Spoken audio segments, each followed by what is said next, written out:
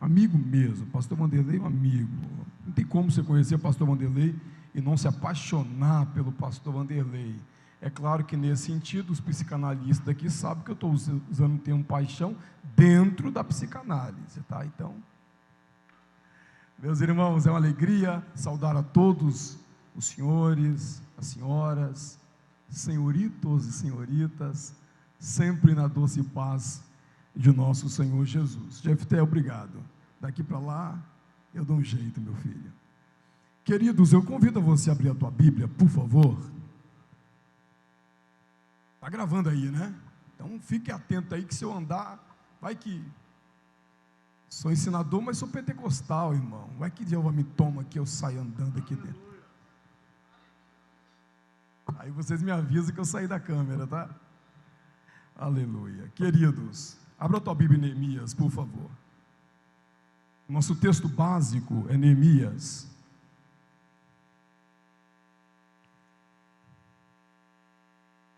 Eu estou com o meu iPad no concerto, notebook no concerto, então coloquei a aula de hoje tudo na mão. Então vai ter papel com força aqui, mas vamos embora. Neemias é o nosso texto, Neemias capítulo 1, depois nós vamos ler o capítulo 2. Neemias capítulo 1, depois do capítulo 2, logo após a leitura, eu dou, portanto, o norte da nossa abordagem aqui. Neemias capítulo de número 2, capítulo 1, começar capítulo 1, né? Versículos 1 a seguir, depois o capítulo 2, versículo 1 a 4. Vamos lá.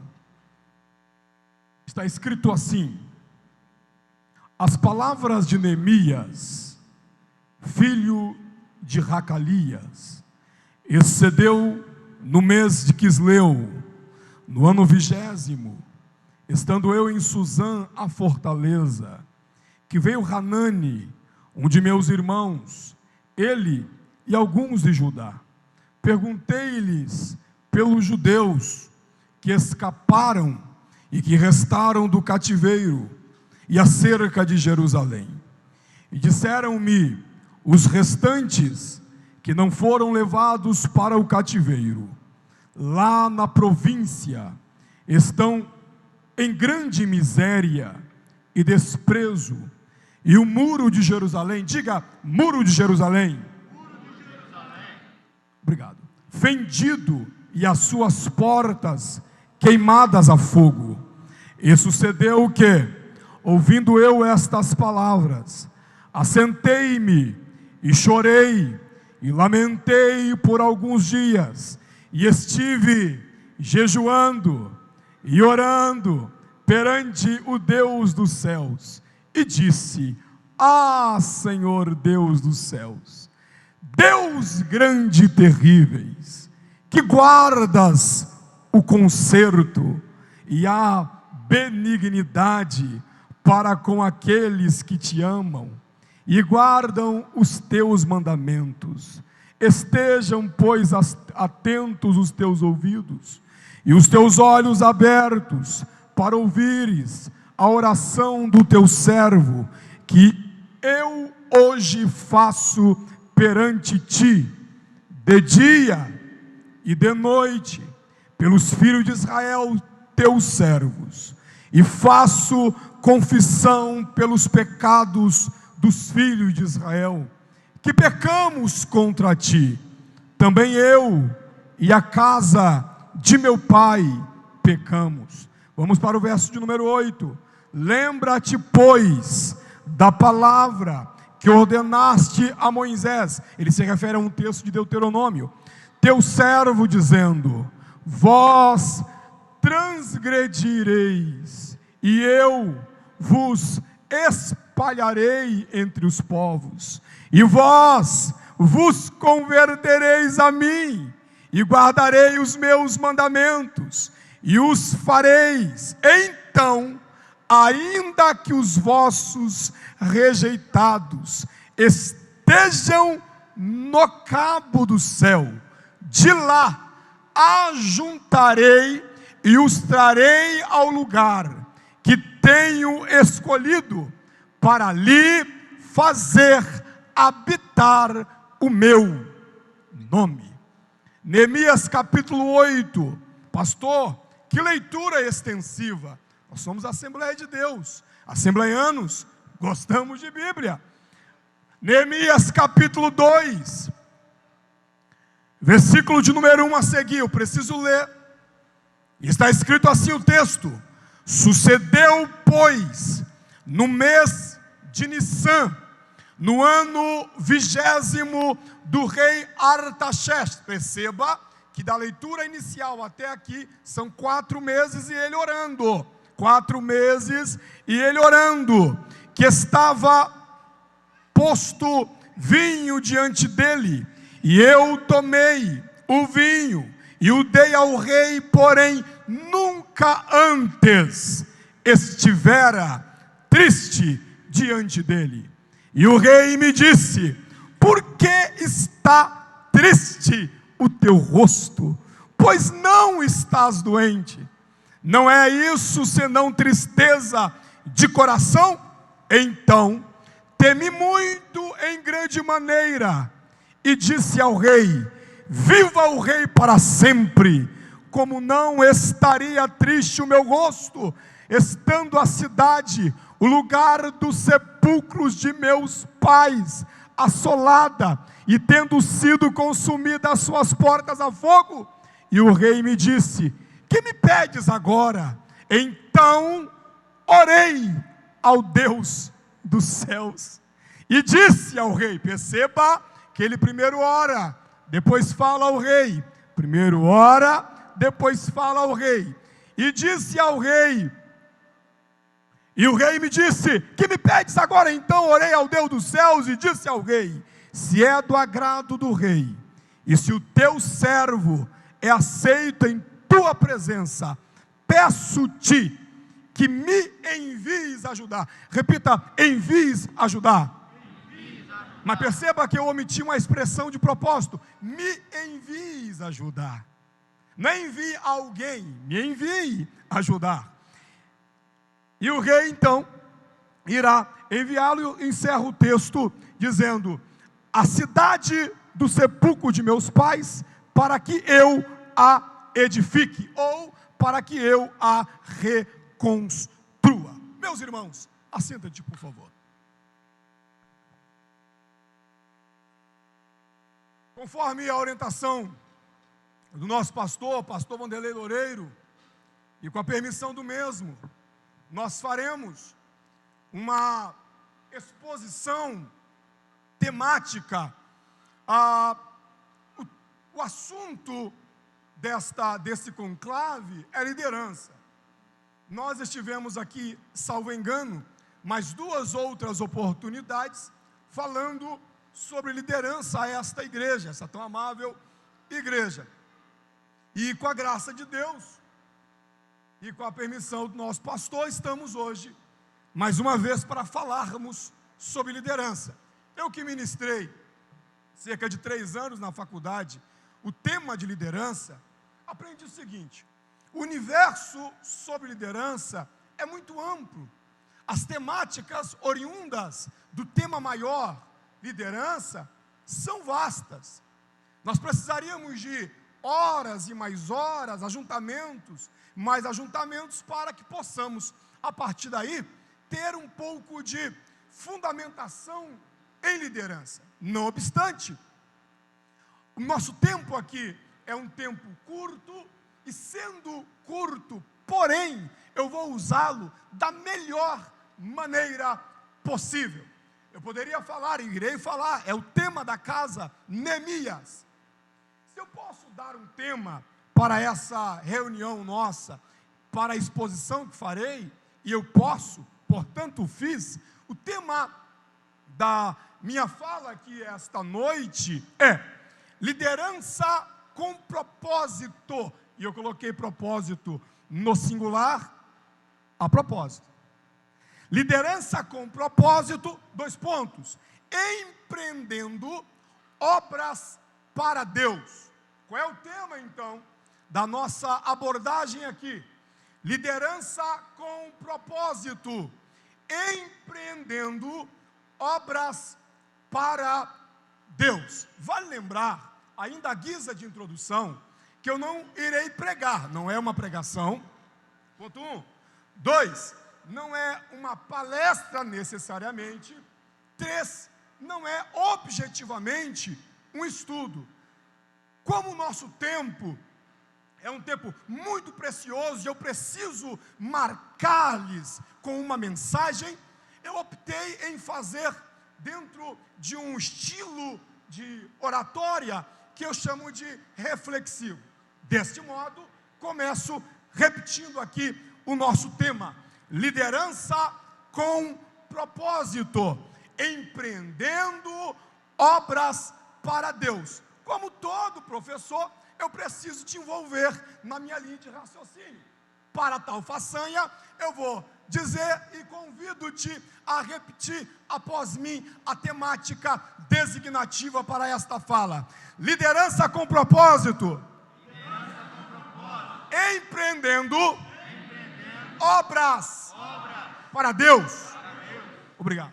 Esse é o tema norteador da nossa fala aqui. Eu inicio ainda em guisa introdutória, repetindo umas palavras que eu acho fantásticas do John Maxwell. John Maxwell, para você que é líder, você não pode passar dessa vida sem ler os livros do John Maxwell. Ele tem uma fala interessantíssima. Ele diz: a vitória é possível apesar da circunstância. A vitória é possível apesar da circunstância. Por que eu começo com essa frase do John Maxwell?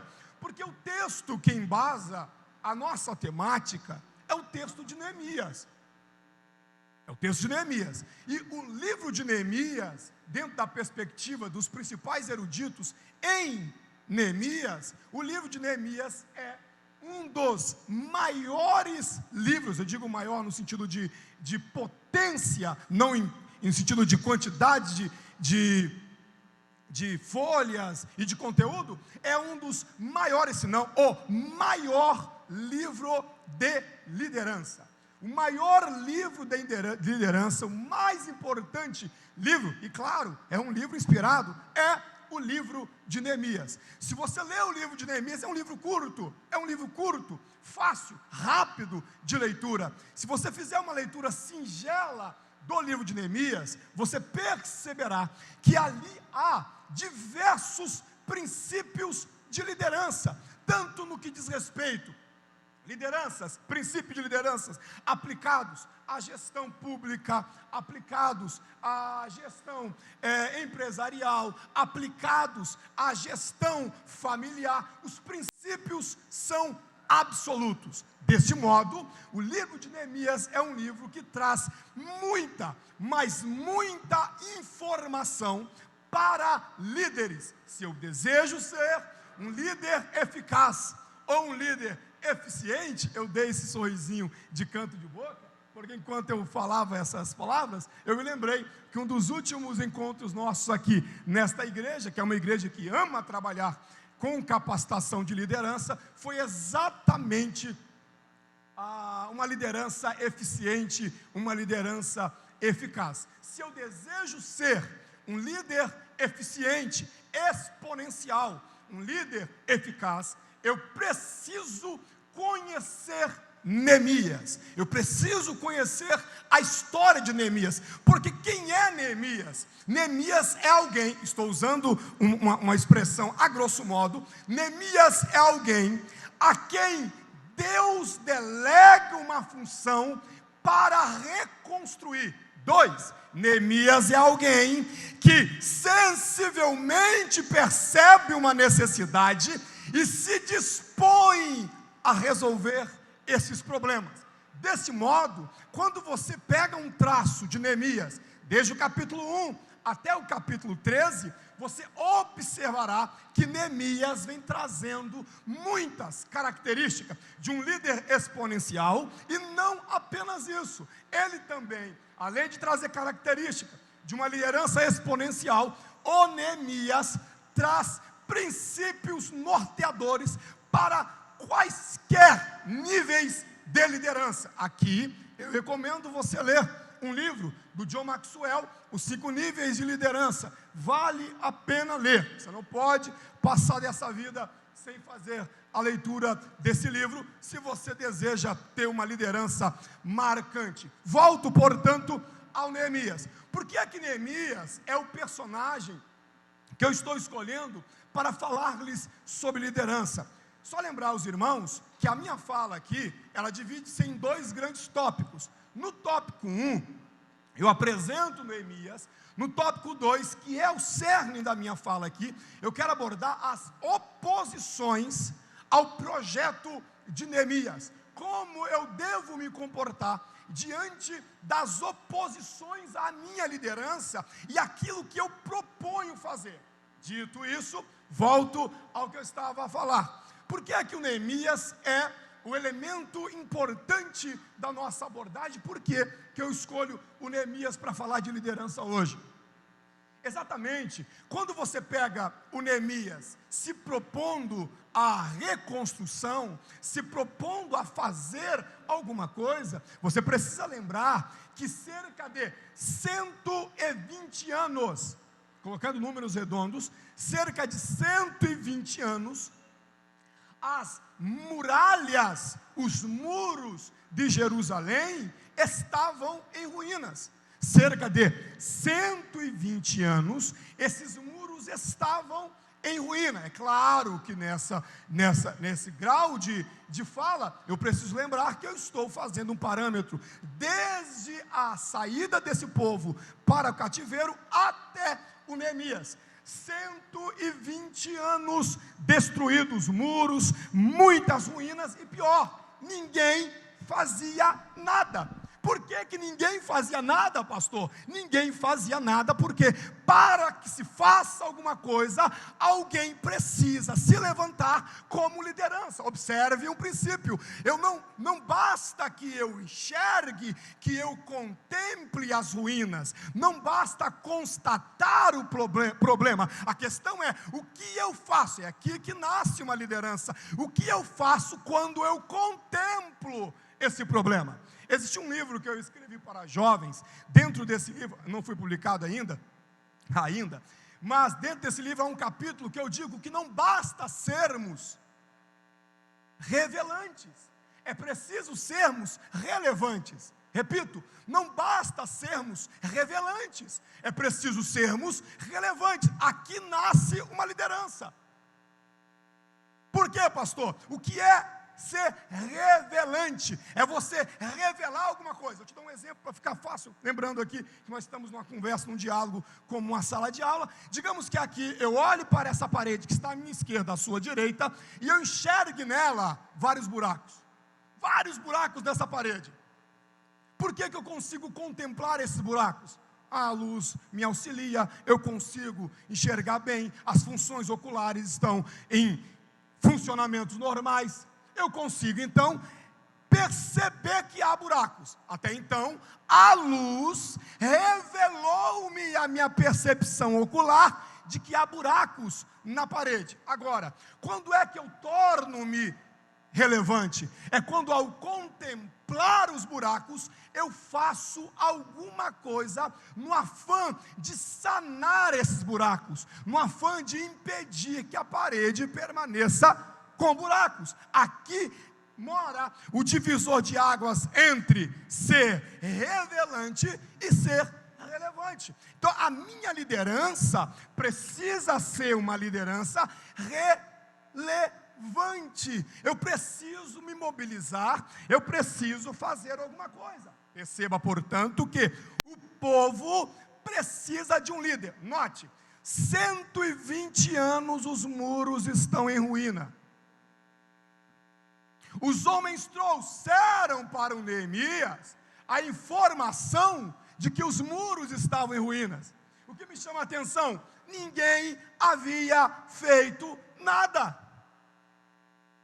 Quando é que alguém passa a fazer alguma coisa? A partir do Neemias. Isso aqui revela, nesse ponto introdutório, que o povo precisa de um líder. A visão e a ação de um líder promoveu em 52 dias, o que em 120 anos ninguém havia feito. Eu vou repetir essa sentença, eu fiz questão de anotar aqui, hoje à tarde eu fiz o esboço, e eu fiz questão de anotar aqui, o povo precisava de um líder, porque há 120 anos que os muros estavam em ruína, ninguém havia feito nada, até que Neemias se levanta. O que eu anotei aqui? A visão e ação de um líder promoveu em 52 dias o que ninguém havia feito em 120 anos. Não entendi, pastor. Se você e eu nos posicionarmos, Deus pode fazer em pouco tempo o que muita gente não fez em muito tempo.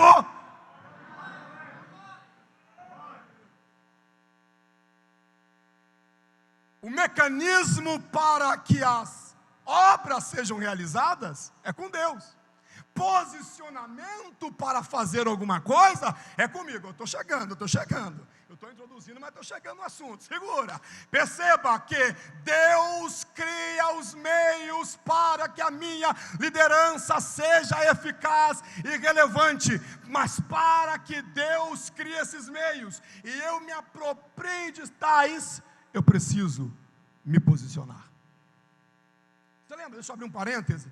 Olha a hora, ainda tem tempo. Deixa eu abrir um parêntese. Você lembra da Débora? Lembra da Débora? A Débora. O que o texto bíblico diz? Que, olhe bem, cessaram as aldeias em Israel, cessaram. Cântico de Débora, capítulo 5. Cessaram as aldeias em Israel, cessaram. Aí o texto continua: até que eu, Débora, me levantei, como mãe em Israel, me levantei. Não entendi, pastor. Tudo estava parado, até que uma liderança se levanta. Tudo estava um caos, até que uma liderança se levanta. Eu vou falar de novo. Eu sei que não estou pregando, mas eu preciso liberar isso para alguém aqui. Tudo estava um caos, tudo estava parado, até que uma liderança se levantou. Não entendi, eu vou nessa pegada. Você precisa compreender que o que está esperando para as coisas modificarem é você se posicionar. Posicione-se e as coisas mudam.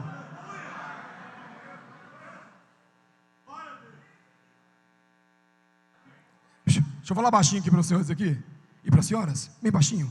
Conta para ninguém não. Vai ser em pouco tempo. Vou de novo, eu estou sentindo Deus nessa palavra aqui. Eu vou devagarinho, baixinho, não conta para ninguém não. Vai ser em pouco tempo. O que estamos esperando demoraram. E mais, os inimigos estão olhando e achando que vai demorar muito tempo. Ei, vai ser em pouco tempo. Quando você se posicionar, em pouco tempo as coisas tomarão o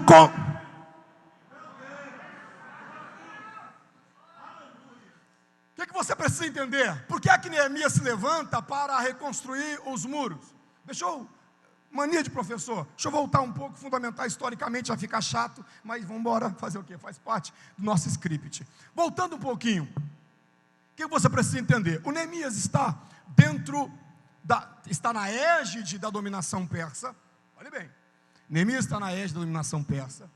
Quem são os persas? Os persas foram aqueles que, junto com os medos, vai lembrar que no primeiro momento o medo persa, os persas subjugam os medos, então os persas prevalecem. Quem são os persas? Aqueles que subjugaram os babilônicos, tá? Quem são esses babilônicos? Esses babilônicos são aquele povo responsável em levar, eles eram o chicote de Deus, em levar Israel a cativeiro. Deixa eu te lembrar, voltar um pouco mais. Você lembra? Claro que é informação de todos sabem disso aqui. Israel, no primeiro momento, ele tem dois marcos. Um primeiro marco de Israel é o que chamamos de monarquia unida. O segundo marco de Israel, chamado de monarquia dividida. A monarquia unida, vocês sabem muito bem, os senhores sabem disso, as senhoras também. A monarquia unida tem como embasamento três grandes monarcas, a saber, Saul, Davi e Salomão. Com a morte de Salomão, a monarquia é dividida, face um filho endemoniado do Salomão. Muito bem, o reino é dividido, isso tem a ver com uma má liderança do Salomão, inclusive no canal desta igreja existe uma aula que eu dei sobre isso aqui. Nós falávamos sobre o Salomão e eu lembro que expliquei porque é que o reino é dividido e eu coloquei voltando até o Salomão. Salomão é a causa desta ruptura monárquica. Muito bem, com a monarquia dividida, você vai ter o reino do norte e o reino do sul. O reino do norte terá várias capitais. Lembra que eu falei que é o assunto mais chatinho, mas eu preciso, faz parte do script. O reino do norte vai ter algumas principais capitais, dentre elas Samaria, de onde vai vir o epíteto samaritano. Será um povo que vai dar trabalho para os judeus quando tentarem regressar à terra. Este reino do norte vai ser sucumbido no ano 722 pelos assírios. Atenção, não confunda assírios com Sírio. Capital da Síria, Damasco. Quando você fala em Assíria, você tem algumas capitais, dentre elas aí Nínive, não é isso? Então, o reino do norte será sucumbido no ano 722 pela Assíria. Já o reino do sul, olhe bem, o reino do sul vai ser ultrajado em 3 levas. Vocês lembram dessa história? O Nabucodonosor, nessa época não era imperador, ele era chefe do exército do pai dele. Ele sobe para Carquemes para lutar contra o Egito, para ver quem era o bambambam do pedaço. Vocês sabem a história. Em Carquemes, Nabucodonosor vence o Egito, desce vitorioso. De repente, Deus cria um cenário, tira Nabucodonosor da rota dele para a Mesopotâmia, e ele então arma acampamento às margens de Judá.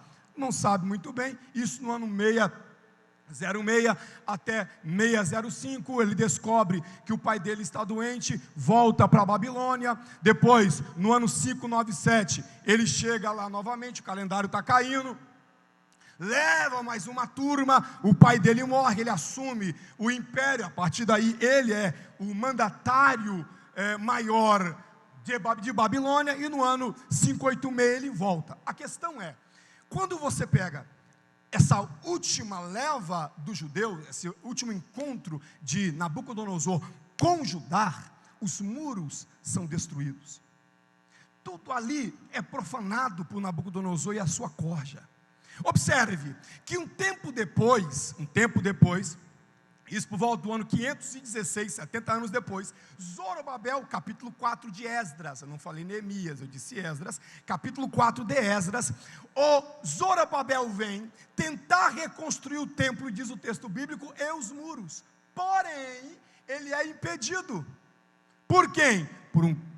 Por opositores, dentre eles samaritanos, essa turma aí, esse pessoal impedirá que o templo seja erguido, reconstruído, ok? Tempos depois, haverá a reconstrução do templo, ok? Mas os muros não foram alcançados,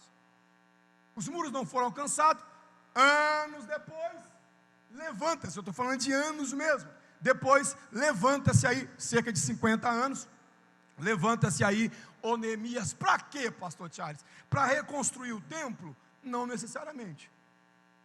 Para levar a palavra? Não necessariamente. Por que é que Neemias é levantado? É levantado para reconstruir os muros. Eu gosto de alguns textos mostram assim, reconstruir os muros, isto é, reconstruir a cidade. Para que é que o Neemias é levantado? Qual é o propósito de Neemias? O propósito de Neemias é reconstruir. A reconstrução é o ministério do Neemias. O Neemias é levantado, portanto, para reconstruir e consolar aquele povo que estava em desalento. Isso é tão sério que o Neemias sente a dor do povo e chora muito. Não só chora, mas passa 4 meses orando, jejuando e chorando, orando, jejuando e chorando, orando, jejuando e chorando, orando, jejuando e chorando. Para quê? Para que Deus respondesse de algum modo. Deixa eu abrir um parênteses aqui. Eu sei que é uma fala de liderança, mas nós somos liderança cristã. O método continua sendo o mesmo. Nós temos aprimoramento, é muito bom. A gente faz faculdade, não é isso? Pós-graduação, lato sensu, escrito sensu, isso é uma bênção. O pessoal aprende inglês, não é isso? Alemão, hebraico, aramaico, latim, isso é lindo. Mas ainda há um método importante. Qual é, pastor? Chorar, jejuar e orar. Chorar, jejuar e orar. Chorar, jejuar e orar. Pode ter fala bonita, isso não convence. Pode ter oratória perfeita, isso não convence. Pode ser um cabeção intelectual, isso não. O que convence é orar, chorar e jejuar. O método é o mesmo. Continua o texto. O que é Neemias? Eu gosto de avaliar Neemias a partir de pelo menos 3 óticas. Primeira, o nome de Neemias. A palavra Neemias significa aquele que consola. Diga após mim, aquele que consola. Isso é aula, gente, fala com mais vida, ajuda o professor. Aquele que consola. Tem mais um significado. Primeiro, aquele que consola. Segundo, dado ao povo para consolar. Por que eu gosto desse significado segundo? Porque ele mostra que quem deu Neemias para o povo é Deus. Nós precisamos ser uma liderança independente do lugar, mas nós temos que ter a convicção: foi Deus que me deu aqui. Estou aqui por quê? Conchavo, amiguinhos, não. Favores, não. Um líder que se preza, ele está num lugar porque Deus colocou lá. Foi Deus que deu ele aquela missão. Ele é delegado e enviado por Deus. Passou disso aí, é só carnalidade. Que passar disso aí é humano, é carnal, é perecível. Pode ficar bonito na terra, mas não tem galardão no céu. Você é pastor por quê? É que eu não sou pastor, rapaz, pelo amor de Deus. Ô meu gabadão, cara. Entendeu? Eu falo grego, hebraico, latim. Estou aprendendo inglês e alemão. Como é que o pastor não me coloca um pastor? Ele me enxergou aqui, claro. Olha o meu currículo. Deixa eu brincar. Olha o meu currículo vitae. Dá uma olhadinha no meu currículo, olha aqui, rapaz. O tanto de curso que eu fiz. Não tem como não ser. Não podia ser outro. É eu. Não, aqui não. No reino não. No reino não é o papel que você tem. No reino é a voz que você ouve. Você sabe que se eu estivesse pregando agora, eu ia pular lá embaixo. Aleluia. Não é o título, no reino é a voz, o que manda é a voz, por isso que é chamado, é quem está chamando, é Ele, quem está aí, aleluia, deixa eu segurar que senão eu começo a pregar, vamos lá. Primeiro ponto, o nome, Neemias é dado como um consolador. 2, a ocupação me chama a atenção, por quê? Porque Neemias era copeiro. Eu sei que nessa hora a gente pensa em copeiro, o mordomo. Não, calma. Não é só o mordomo. O copeiro aqui, de acordo com algum especialista, era uma espécie de conselheiro do rei. É alguém que tinha intimidade na câmara do rei. Lembra? Eu disse câmara, tá? Não disse cama. Lembra que nem a rainha tinha essa audácia de se aproximar de qualquer maneira sem ser anunciado. Quem é o copeiro? O copeiro é aquele que prova a comida do rei, a bebida do rei, ótimo. É aquele que serve ao rei, ótimo. Mas quem é o copeiro? O copeiro é aquele que o rei bate papo com ele. Quem é o copeiro? O copeiro é aquele que conversa com o rei. Quem é o copeiro? O copeiro é aquele que o rei conhece. Porque você perceba que o rei olhou para o Neemias e percebeu que ele estava...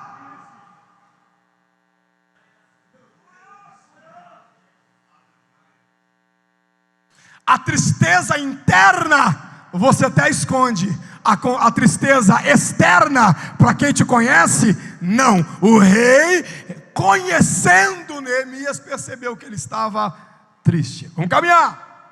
Isso revela o que em Neemias, pastor? Isso revela intimidade e confiança. 3. Ainda em Neemias tinha empatia. Repita após mim: empatia. A empatia do Neemias, de acordo com o texto de Neemias capítulo 2, fez com que Neemias chorasse. Capítulo 1, ele ficou amargamente triste. Por quê? Porque Neemias é um tipo de liderança que se importa. Eu estou querendo trocar em miúdos aqui para ficar mais fácil. O que é empatia aqui, pastor? Empatia aqui é uma liderança que tem empatia, é uma liderança que se importa com o outro. Neemias poderia ficar onde? No palácio dele, sim ou não? Ah, meu filho, lá estava lindo demais. Neemias estava tranquilo, ele poderia ficar no castelo, mas ele não fica no castelo. Aí isso me leva a 3 lições sobre Neemias. Primeira lição sobre Neemias: Neemias fez pergunta. Ele perguntou sobre Jerusalém. Sabe que a pergunta, já dizia o irmão André, a pergunta é autor de um livro também sobre Neemias, tá? Inclusive você não pode passar dessa vida sem ler esse livro. E ele comenta nesse livro o seguinte, que as perguntas são valiosas, porque as perguntas mudam as coisas. O que move o mundo não são as respostas necessariamente, as respostas solidificam, mas o que movimenta são as perguntas. Mas tem uma coisa: quem pergunta precisa estar preparado para responder à altura da resposta que ele tiver. Por exemplo, nós brasileiros temos um hábito de falar: boa tarde, você é um irmão na igreja, né? A paz do Senhor, como vai? Essa pergunta é ligeira nossa, é corriqueira entre nós, sim ou não? Como vai? Nós esperamos o quê? A resposta positiva, vai tudo bem. Agora, se ocorrer da pessoa falar assim: está nada bem, o que a gente faz? Deus salve de todas as coisas, irmão. Vamos orar, né, meu filho? Porque nós perguntamos por mera praxe, nós perguntamos por mero hábito. Neemias não, ele perguntou, mas ele queria saber de fato como estava, tanto que ao ouvir que tudo estava indo de mal a pior, ele fica triste. Então ele pergunta. Escuta, nós precisamos aprender com Neemias a perguntar. Até hoje tem gente querendo saber qual é a chamada. Qual é a minha chamada? Pergunta para Deus, pergunta para as coisas o que é. Entenda, Deus vai te mostrar a sua chamada nas deficiências que você consegue enxergar. Chamado por Deus, dentro do palácio, entregando copo de vinho para o rei, e tomando vinho e comendo. Que chamada é essa? Dentro de palácio? Pergunta. Quando você perguntar, a circunstância vai revelar qual é a tua chamada. A circunstância vai revelar para você que está na hora de parar de entregar copo na mão de rei. A circunstância é falar que está na hora de sair do palácio e se movimentar por alguma coisa. Saia do castelo, tem uma obra te esperando. Quanto mais tempo demorarmos, o Senhor falou isso comigo hoje à tarde. Quanto mais tempo demorarmos, mais tempo a obra ficará em ruínas. Nós estamos esperando o quê? O que é que nós estamos aguardando quando Deus já delegou-nos a função? Eu lembro disso, eu lembro do Josué. Deus chega para Josué e fala assim: não te mandei eu? Podemos assim traduzir, não te mandei eu, assim, bem brasileiro? Vou ter que falar com você quanto tempo, cara? Vou ter que ficar repetindo para você a mesma coisa? Já não te mandei eu? Eu vou de novo nisso aqui, porque eu estou sentindo Deus nisso aqui agora. Deus vai ter que falar quanto tempo para nós. Sabe qual é o problema? É que nós nos acostumamos com o conforto do palácio. Liderança não pode se acomodar com o conforto do palácio. Tem muro lá fora, a 1.500 quilômetros de distância, te esperando. Tem um muro que te aguarda para ser construído. Há uma cidade que precisa ser levantada. Deus não te chamou para ficar dentro de palácio. Palácio é treinamento. Deus te chamou para reconstruir muros. Aqui dentro está gostosinho, com força. Tem comida do rei. Está tudo bem. Saia do castelo. Mas pastor, saia do castelo. Neemias então resolve sair. Isso me leva, eu recomendo a você uma leitura de um livro do Rick. E nesse livro chama-se Uma Liderança com Propósito. Você não pode passar dessa vida, estou parafraseando o Jonas Madureira, sem ler esse livro.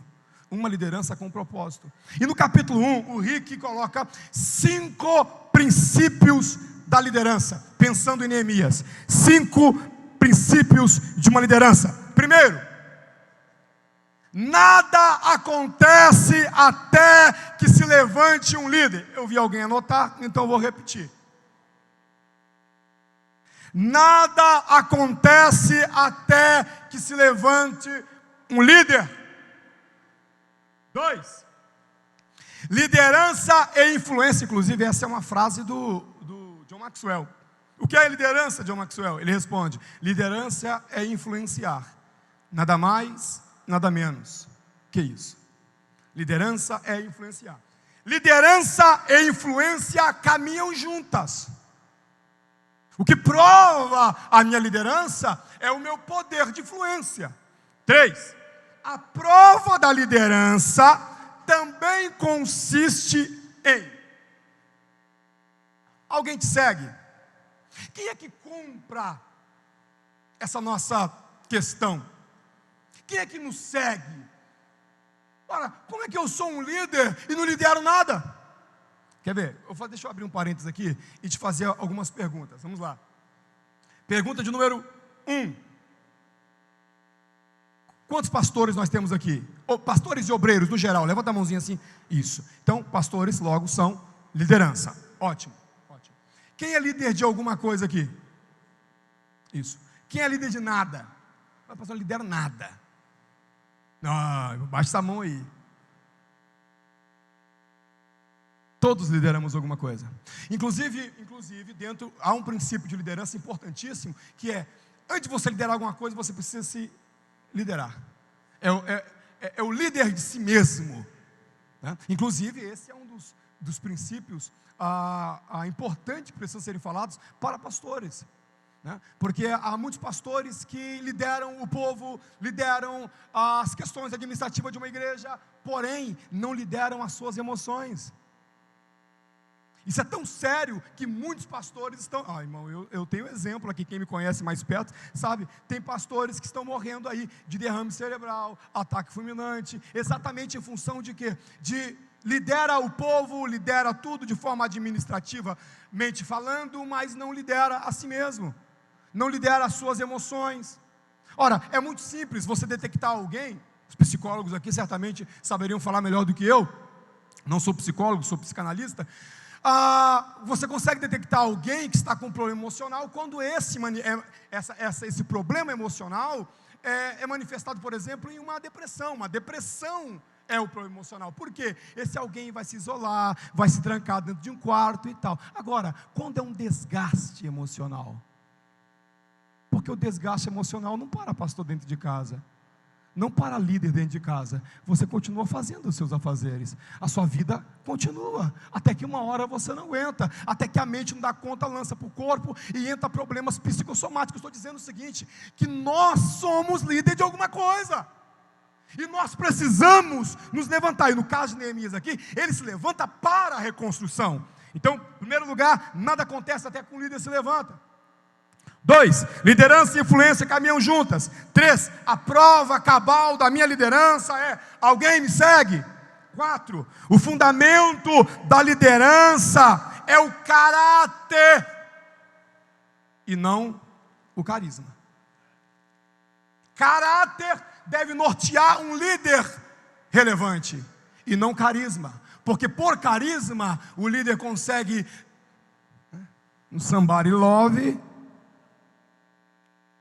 Agora, caráter não se negocia. Quando Deus olha para um líder, Deus não avalia o líder por carisma. Vale lembrar que o carisma é importante, mas Deus avalia o líder pelo caráter dele. Uma liderança não permanece intacta, se não for dominada pelo caráter. Se for carisma, tem tempo de validade, hein? É por isso que tem gente que fala assim, pastor, daqui foi, daqui para lá, deixa eu abrir, cutucar uma coisa aqui, escuta aqui, para com esse negócio de tempo de validade de ministério, hein? Ministério não tem tempo de validade. Esse ano é meu último ano. Você é líder? Não tem essa conversa não, hein? Deus não brinca de ministério com ninguém. Ou tem ministério, ou não tem ministério. Pastor que me aguarda, essa virada vai ser diferente. Graças a Deus, agora vai ser tudo diferente, né? Vou tirar esse peso das minhas costas. Se era um peso, você nunca foi líder. Líder ama o que faz. Líder faz porque Deus chamou ele para fazer. O líder gasta a sua vida. O líder vai até, como Paulo disse, combati o bom combate, acabei a carreira. E aí, Paulo? Guardei a fé. Só que tem líder que tem que dizer o quê? Combati nada, deixei tudo pela metade e esqueci de guardar alguma coisa. Sangue de Jesus tem. Falar para o obreiro é uma bênção, né? Sangue de Jesus tem poder. Então, perceba que o quinto princípio da liderança em Neemias é: a liderança pode ser aprendida. Mas pastor, liderança aprendida? Sim, liderança pode ser aprendida. Ouça. Os principais especialistas e mentores ensinam o seguinte: ninguém nasce líder. Líder nato, isso não existe. Existem líderes que nascem com aptidões que auxiliam na liderança. Mas ninguém nasce líder. Líder se faz. Líder se manifesta. Você quer dizer isso por quê, pastor? Porque talvez tenha alguém na sua igreja que usa essa desculpa para ti. Pastor, eu não fui chamado para isso não. Não. Liderança se faz. Liderança deve ser aprendida. É por isso que eu tiro o chapéu para o pastor Vanderlei e para os pastores, para os irmãos que aqui vieram. Vamos lá, reunir essa turma toda num sábado, que não é nem de noite nem de tarde, às 18 horas, no meio do caminho. Não é de noite, 19. E não é de tarde, às 17. Que hora, pastor Vanderlei? 18. Só pastor Vanderlei. Mas olha os senhores aqui. Isso é o quê? Aperfeiçoamento, capacitação. Liderança se aprende. Liderança se desenvolve. E por aprender, não estou dizendo que você vai sentar em uma faculdade e vai ficar ali 200 anos, pegou um canudo, acabou. Não. Liderança se faz, meu filho. É no campo da batalha. É tomando chibatada, sol, chuva. E a liderança vai acontecendo, se formando. Isso. Pastor Charles, você tem umas falas assim que dá um gostinho de bezetacil, assim, né? Negócio assim, rapaz. 3 características de um bom líder em Neemias. Primeiro, a mensagem de um bom líder é digna de ser lembrada. Não vou mexer não. 2, eu quero chegar ao ponto, meu Deus do céu. 2, o estilo de vida de um bom líder é digno de ser considerado. Terceira característica de um bom líder, uma fé digna de ser imitada. Não tenho tempo para explicar isso aqui e volto, portanto, às nossas falas. Dando continuidade, eu disse que a fala aqui esta noite ela está dividida em 2 tópicos. O primeiro tópico, eu falava um pouco sobre Neemias com os irmãos. O segundo tópico, eu falo com os irmãos sobre enfrentando oposição. Aí eu te convido a abrir a tua Bíblia no capítulo 4 de Neemias. Pastor, abre, deixa abertinho aí.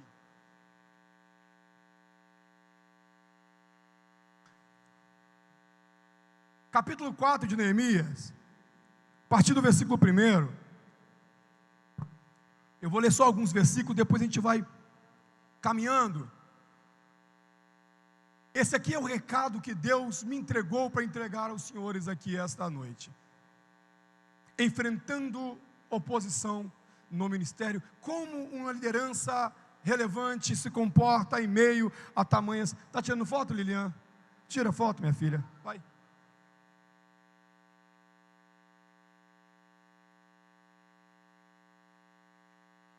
Isso. Esse pessoal daqui tem a mania de tirar foto minha, eu estou bem assim.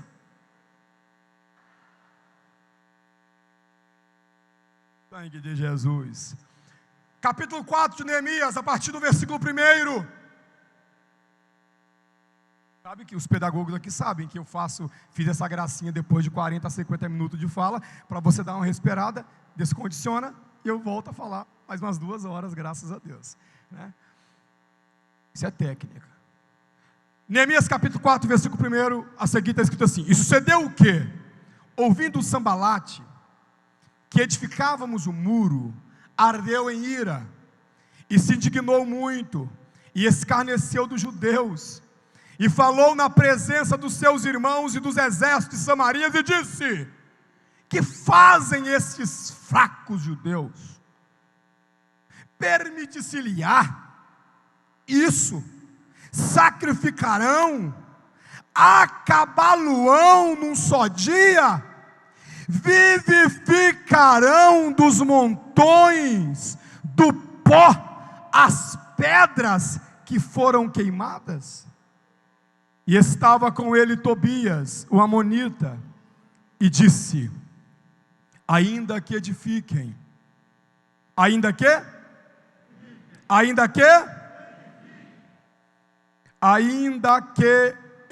edifiquem, vindo uma raposa, derrubará facilmente o seu muro de pedra. Já pensou num negócio desse? O que é isso, pastor? Eu preciso chamar a sua atenção, dignos obreiros, queridos líderes, homens e mulheres. Se nós nos propomos a atender a demanda de Deus, nós precisamos ter a consciência de que inimigos se levantarão.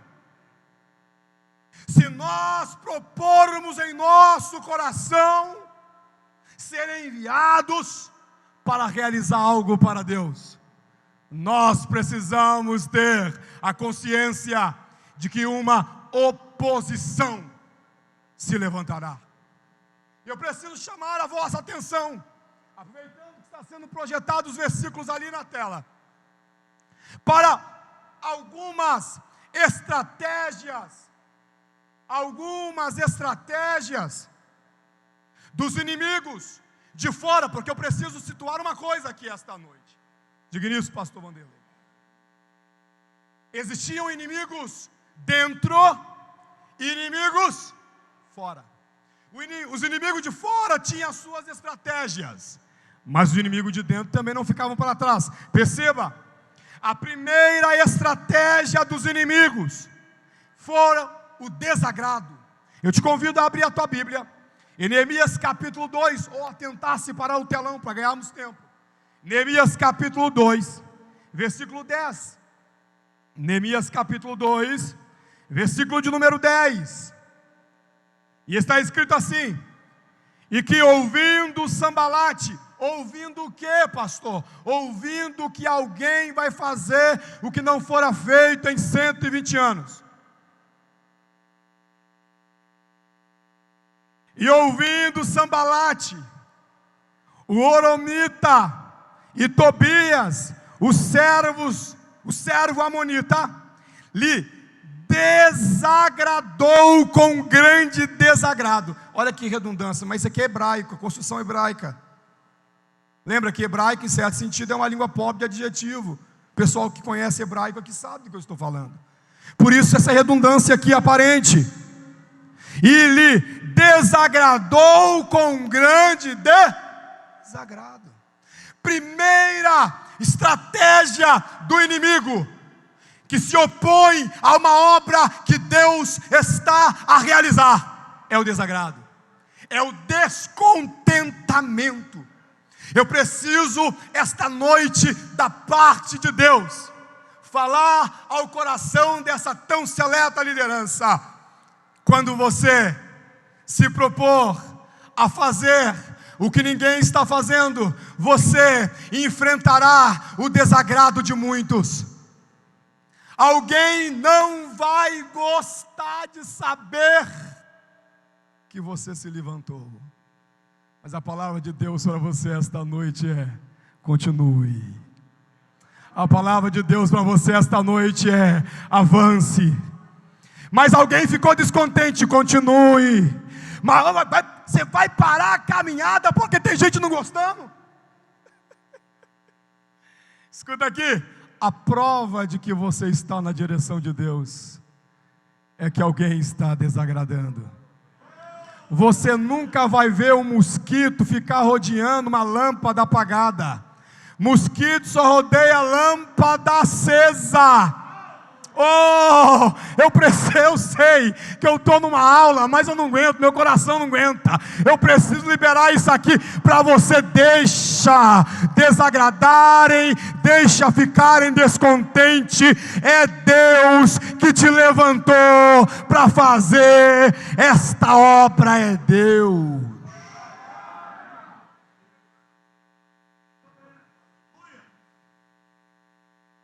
Pastor, o desagrado lá é muito, e daí? O desagrado lá é pouco, e daí? Deixa eu te dar um conselhinho aqui. Permita-me um conselho desse jovem pastor. Permita-me um conselho. Quanto mais não gostarem, fala para ninguém não, mas faça. Vou de novo, vou devagar. Quanto mais não gostarem, mais faça. Seu compromisso não é com quem está descontente. Seu compromisso é com a obra que está para ser feita. Deus conta com você, com o nego torcendo o nariz ou não, está babando, está espumando, esperneando, mas quem te colocou nessa obra é Deus.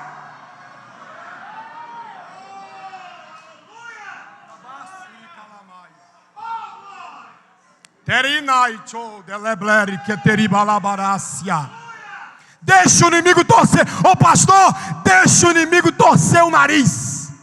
Está bufando, babando, esperneando, mas Deus está gostando, não dele, mas do seu compromisso, não dele, mas da tua obediência.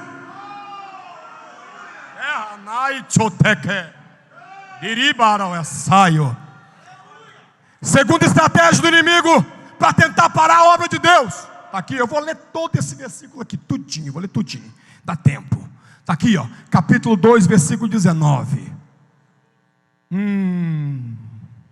O que ouvindo Sambalate, o Horonita e Tobia, aqui estava babando, os que estavam babando, sabe? Do versículo 10, é os mesmos aqui, ó. Babando, bufando.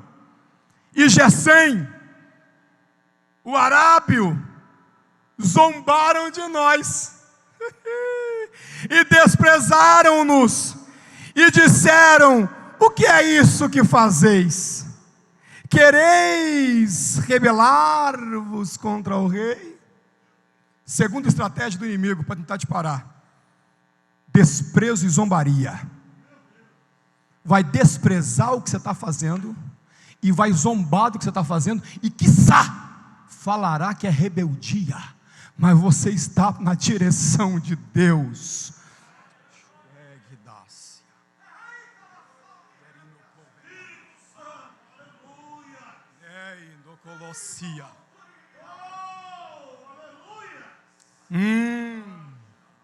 O que tem alguém desprezando e zombando, e mais, estão falando que é rebeldia. Deus está no céu olhando e dizendo: vai que eu estou contigo, vai que eu estou contigo, vai que eu estou contigo, vai. E o zombador, pastor, deixa zombar. Porque no final desse muro vai ter uma celebração, e os mesmos zombadores saberão que festa está sendo feita. Estão zombando hoje, estão escarnecendo hoje, estão te chamando de rebelde hoje. Quando verem o muro pronto, terão que dizer: foi Deus, foi Deus, foi Deus. Deus te chamou para realizar uma obra. Qual é o tema do nosso conclave? Uma liderança com propósito, empreendendo obras para Deus. Continuo, eu ainda tenho 15 minutos. Terceira estratégia do inimigo: a indignação e o escárnio. Capítulo 4, versículo 1. Olha só. Olha que atribulados. Capítulo 4, versículo 1. Capítulo 4, versículo 1. Indignação e escárnio. E sucedeu o quê? Ouvindo Sambalate. Eu sei que você está ficando com raiva desse nome já, eu sei. Eu sei. É porque o opositor tem nome.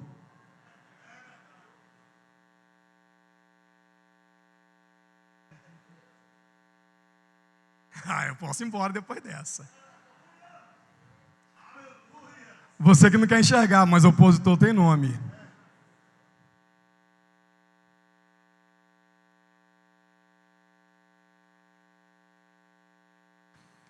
E ouvindo o Sambalate, que edificávamos o muro. Eu gosto de Bíblia, gente, não aprendi a jogar videogame até hoje. Eu prego desde 11 anos de idade.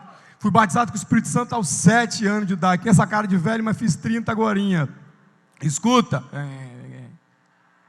Escuta, eu gosto de Bíblia demais da conta. Porque o texto mostra aqui, ó. E sucedeu que ouvindo o Sambalate que edificávamos o muro. Espera aí, pastor, como assim? Você lembra que no capítulo 2 eles estavam zombando? Mas Neemias não parou porque eles estavam zombando, ele continuou edificando. Neemias não foi para outro lugar para edificar a obra, ele foi ali mesmo, ele continuou no mesmo lugar. Quem teve que mudar a forma de perseguir?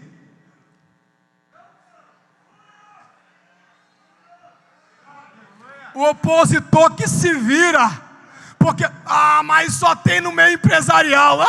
Não tem igreja, não tem. Tem um monte, meu filho. Tá gravando, tô nem aí. Igreja tem opositor que não é brincadeira. Um dia ele não gosta da cor, outro dia não gosta do tamanho. Um dia é ar-condicionado, aí que frio. Outro dia é ventilador, me dá sono.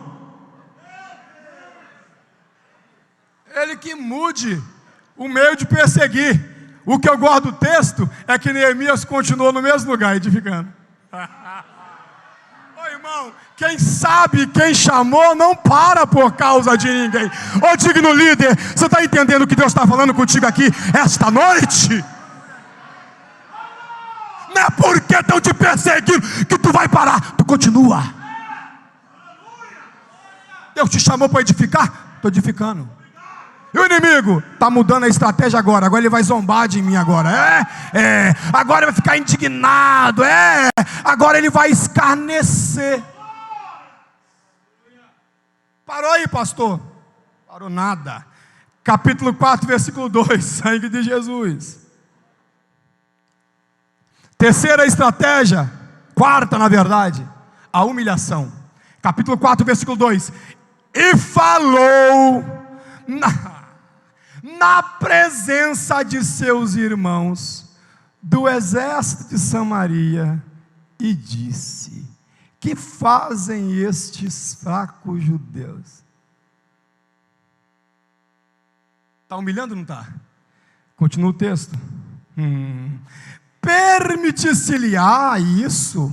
Sacrificarão, tadinho deles, acabá-lo-ão num só dia, vivificarão dos montões do pó as pedras que foram queimadas. Sabe o que ele está dizendo? Esse povo não tem juízo. Isso é tudo doido. Chamaram ele de fraco. É fraco, sem juízo, do pó, esse monte de pedra queimada. Eles querem fazer um muro. Aí eu gosto da Bíblia. É exatamente isso. Entendi, pastor. O alvo da crítica do teu inimigo, porque o inimigo olha para os teus recursos e fala para ti: é muito pouco, ele é muito fraco, ela é muito fraca, não tem recurso, não tem força política, não tem força financeira, não tem um exército ao lado. Vai ser desse monte de pó, desse monte de pó eu vou edificar o muro. Deus vai usar, Deus vai usar o motivo de zombaria, porque quando olharem de fora, porque o inimigo foi de fora, quando olharem de fora, terão que dizer: não é que do pó eles edificaram o muro? Não é que da pedra queimada eles edificaram? Sim, da pedra queimada, do farelo de pó. Olha o muro aí. O que é isso? Isso é o muro.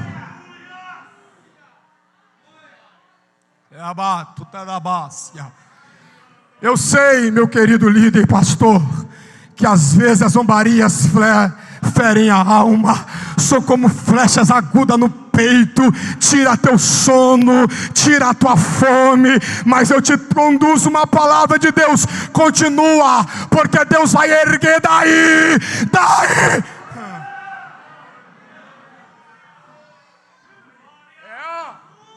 Rabalassui Renexina Mato Nagarapatawi Elaito Debai da Labácia Terkitipatunarabaceia. Eles vão edificar em pouco tempo? Sim. Sabe por quê? Neemias, dentre tantos motivos, sabeis por quê? Neemias edificou em 52 dias todo o muro? Porque o inimigo tinha dado um tempo. Eles zombaram sobre o tempo. Em pouco tempo, impossível. Em pouco tempo, eles não levantam. Em pouco tempo, uma raposa, versículo 3, daqui a pouco eu vou ler, passando em cima derruba. Deus, então segura, inimigo, segura, Sambalate. Em 52 dias o muro estava de pé.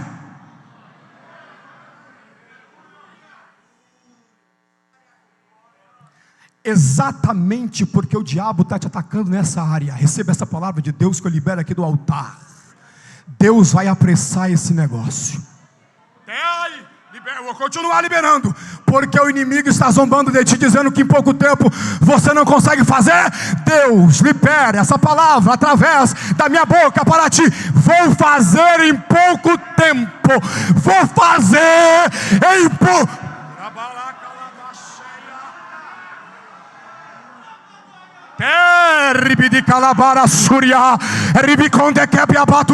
Quem está recebendo essa palavra? Oh, Rabai, da Labar, Galabauea.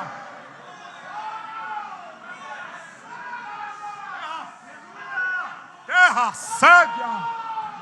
Carapatarapacépia.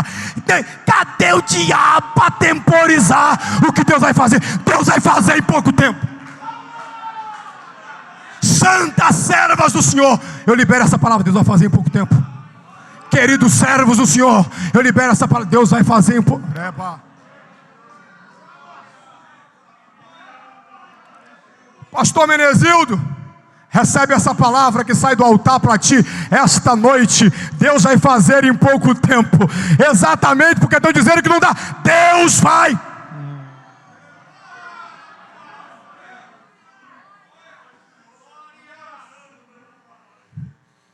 Zombar. Terceira, quarta, não sei mais. Capítulo 4, versículo 3. a chacota. Olha o que o texto diz, ó. E estava com ele Tobias, o amonita. Percebe? Quando aparece Sambalate, aparece Tobias. Quando é um, é outro. Já entendeu o recado já, né? Seu opositor tem nome. Você tem igual na rede social. Tem gente que você acha que está te seguindo. Ah, meu seguidor. Seu seguidor não, é teu perseguidor. Está ali de butuca de zóio. Doido que você se arrebente todinho. Doido que a obra não continua. Aí ele faz o que? Versículo 3. Estava com ele Tobias, o amonita, e disse: gente, estou sentindo a presença tão forte de Deus aqui no altar.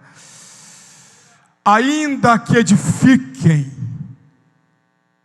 Primeiro o inimigo disse que não edificaria, mas agora ele está começando a mudar. Ainda que edifiquem.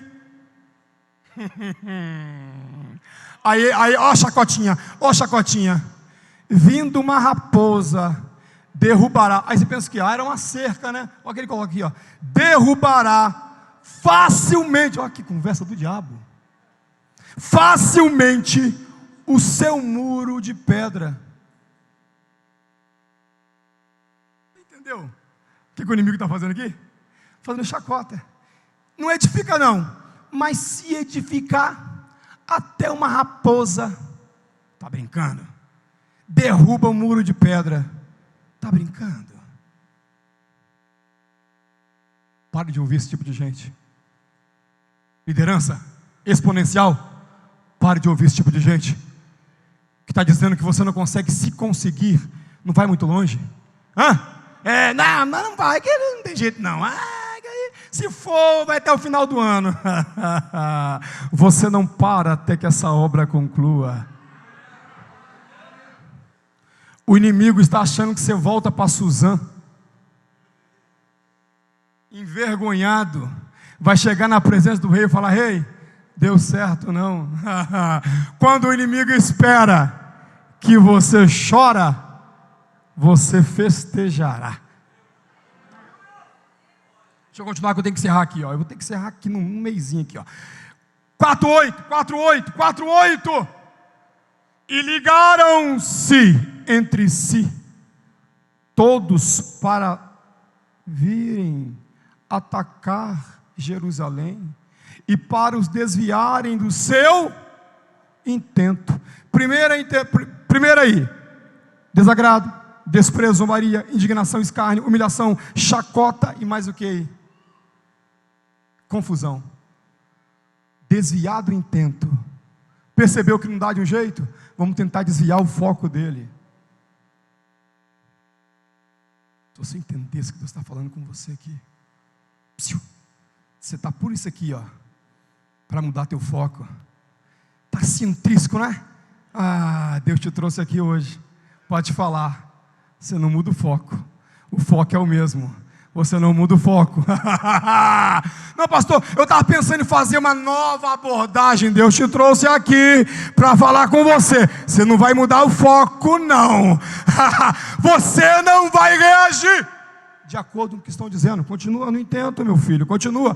Vamos embora. 4:11. A violência. 4:12. Está aqui, ó. 4:12. Ai, papai.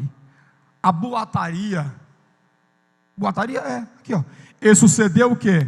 Vindo judeus que habitavam. Receba que é a gente de dentro.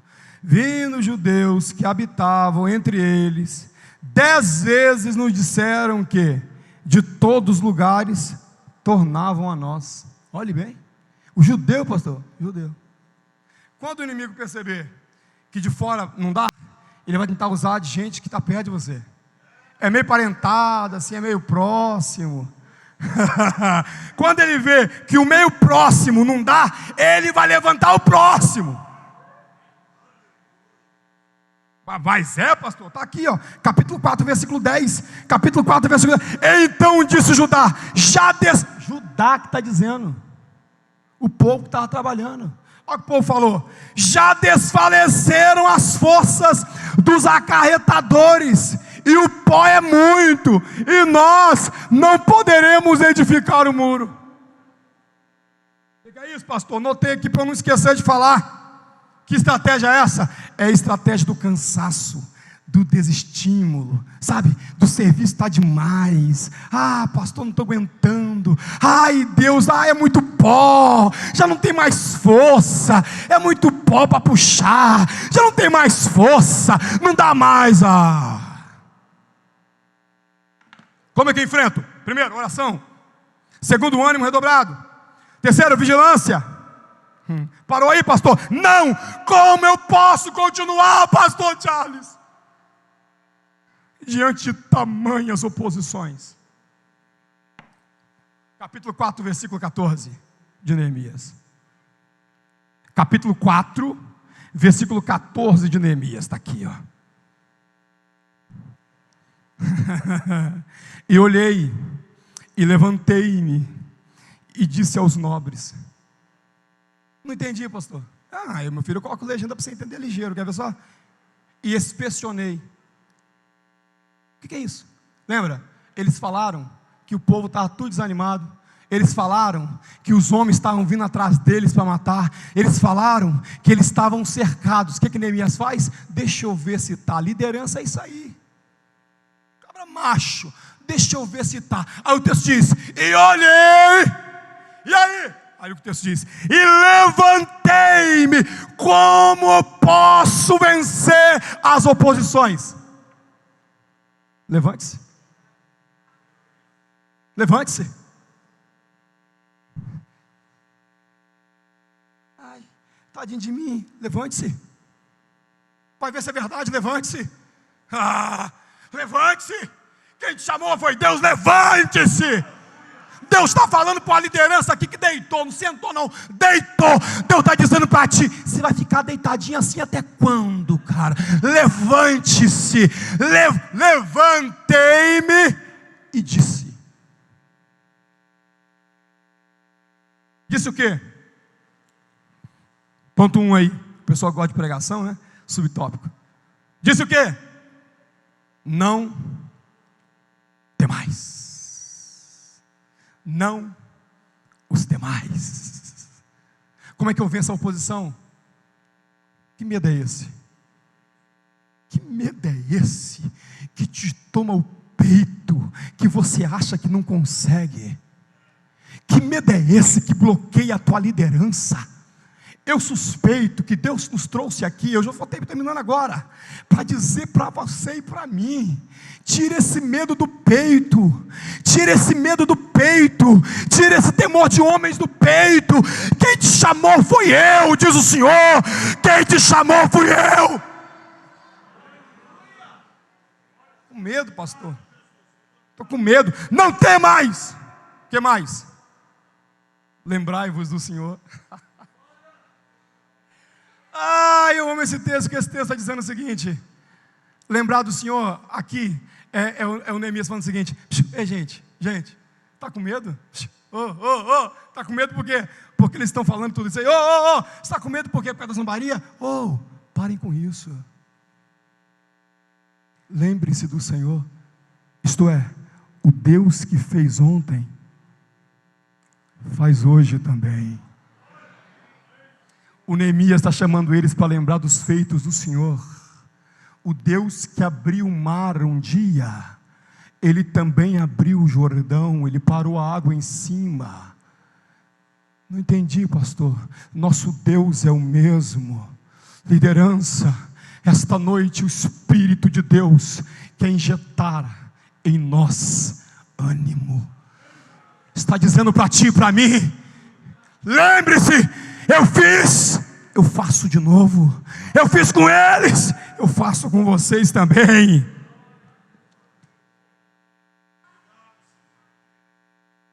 O que mais? Está aqui, ó. E pelejai, final do versículo. E pelejai. Parou aí, pastor? Não, tem mais 12 pontos, mas não vou nem ler, só vou olhar para o versículo aqui. Até tirar isso aqui perto de mim. Capítulo 4, versículo 15. Coloque-se em pé comigo, por favor.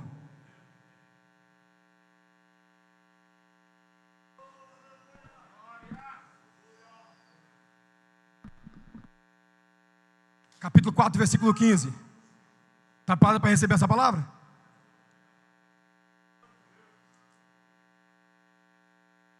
O versículo 15 diz: e sucedeu o quê?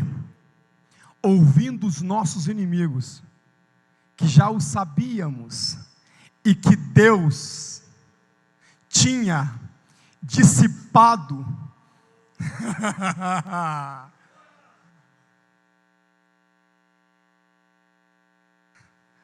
Entenda que Deus está falando contigo esta noite.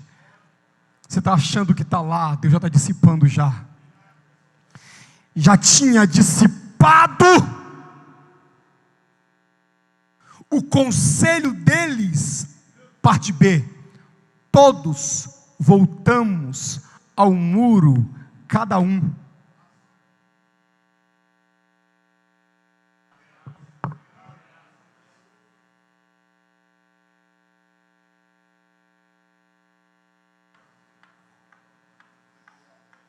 Churibi calabácia.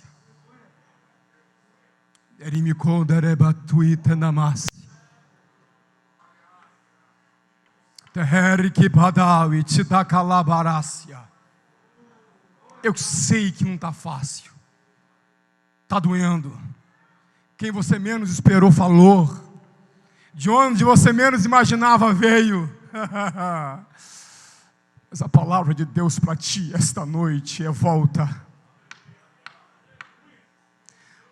Volta ao muro,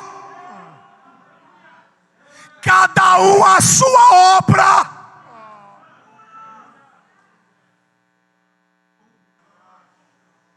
Churai, tetatai, tolococibe nabar. Calamarai, dorocoloxiba, uribiaba, tuiabas. Eu lembro do Elias. O Elias está dentro de uma caverna com medo. De repente Deus chega lá e fala assim: o que você está fazendo aí, Elias? Aí Deus conversa com Elias e no finalzinho Deus fala assim: volta-te ao teu caminho. Você parou antes da hora. O que te segura é o ativismo. Você parou antes da hora. Você sabe que você tomou outros intentos, você parou antes da hora. Mas esta noite o Espírito de Deus injeta ânimo dentro de você e diz para ti: está na hora de voltar ao muro, está na hora de fazer o que eu coloquei você para fazer, está na hora de voltar.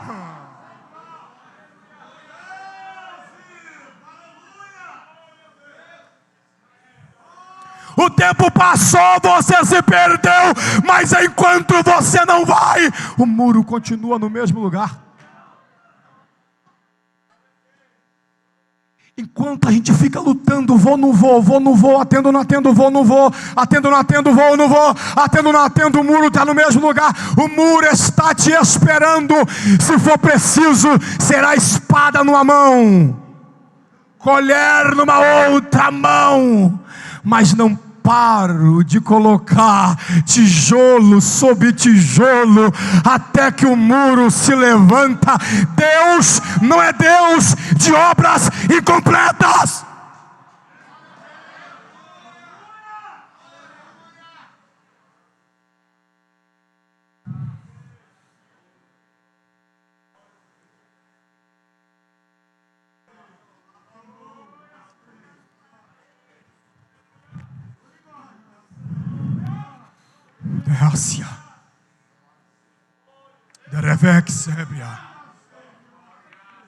Está na metade, pastor, está tudo bonitinho. Tem medida. Pastor, capítulo 6, lembra o capítulo 6? O capítulo 6, que o capítulo 6 diz: está todo mundo olhando porque o muro foi levantado, porém as portas não estavam no lugar. Os inimigos eram os mesmos, e pior, juntaram outro tanto. Leia o capítulo 6, versículo 1, o texto vai falar dos inimigos que já eram corriqueiros, e diz assim: e outros inimigos, e outra vez assim, e todos os inimigos. Só vai aumentando a quantidade de inimigo. Só que enquanto os inimigos levantam-se, o muro também se levanta. Tá bom, pastor, cheguei até aqui, levantei o muro. Não. Tem porta para você colocar no lugar. Você não para até concluir. Que negócio é esse? De começar e não terminar. Deus está falando conosco aqui esta noite.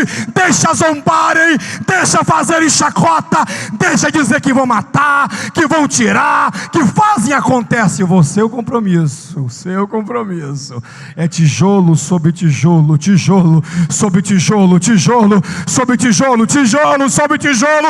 Volta ao muro. Querido obreiro, querido líder, nesse momento eu te convido a fechar os teus olhos. Sim, eu não vou orar por você, eu vou orar com você. Eu não vou orar com o senhor ou com a senhora, eu vou orar com o senhor e com a senhora. Esse é o momento onde você vai clamar aos céus. Tei, Rabadacaio, Sérgia. Pastor, eu estou precisando de ânimo, pastor. Pastor, a labuta tremenda, aquela palavra me machucou, parou-me.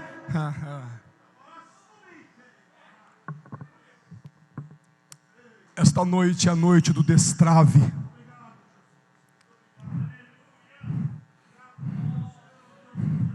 Todos os arrefecimentos de liderança e ministerial sejam quebrados e rompidos. Que todos os bloqueios ministeriais e de liderança sejam removidos. Que seja dissipado todo o conselho do inimigo contra a tua vida e a tua liderança. Que todo espírito de zombaria e de chacota caia por terra. Que fiquem confundidos todos os teus inimigos. Querido líder, eu te convido a fechar os teus olhos agora e orar. Por 1 minuto e meio eu vou parar de falar. Vou devolver o microfone ao meu digno pastor, pastor Vanderlei Loureiro. Mas antes que eu ore, eu te convido a orar. Nesse momento eu paro de falar porque foi assim que o Senhor me orientou em casa. Querido presbítero, meu amigo Paulinho, foi assim que de tarde o Senhor me orientou. No final da palavra, os meus líderes irão clamar. Eu paro de falar por 1 minuto e deixo você e Deus. É você e o Espírito de Deus.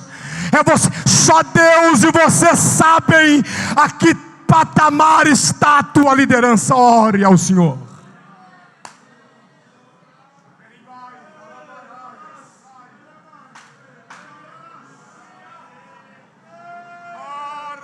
Magia Macalamácia.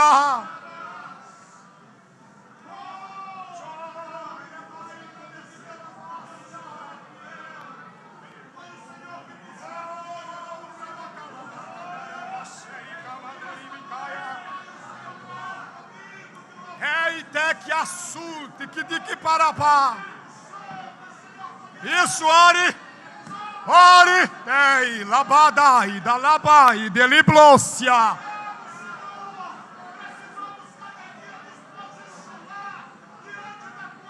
Ahamarracio.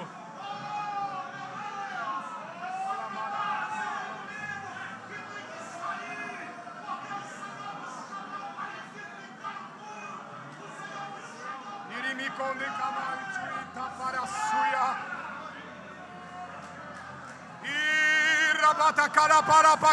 a suia. Enquanto você ora, o Espírito de Deus derrama graça, renovo, fortaleza.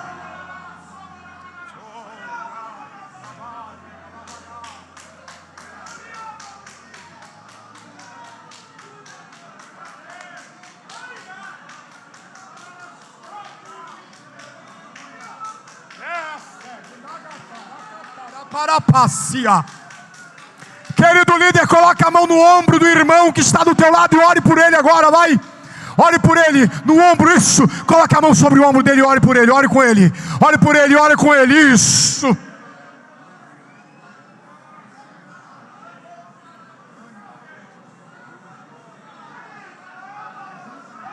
Quem te chamou foi Deus. Volta ao muro. Caída raçaia. Larabacala para Siripala Paraguá.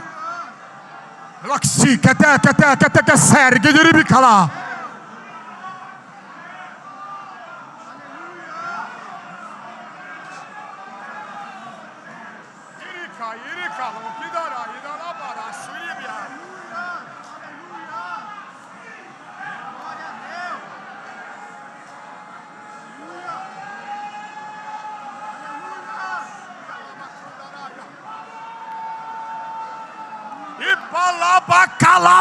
Calapaturia, Iribiquebeta Patuia Paiacé.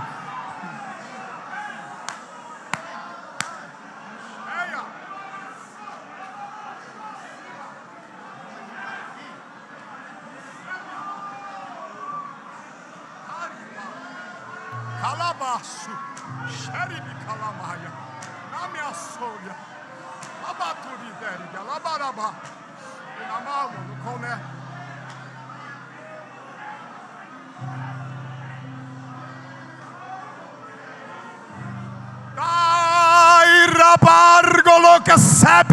Isso seja a voz profética para este homem e para essa mulher.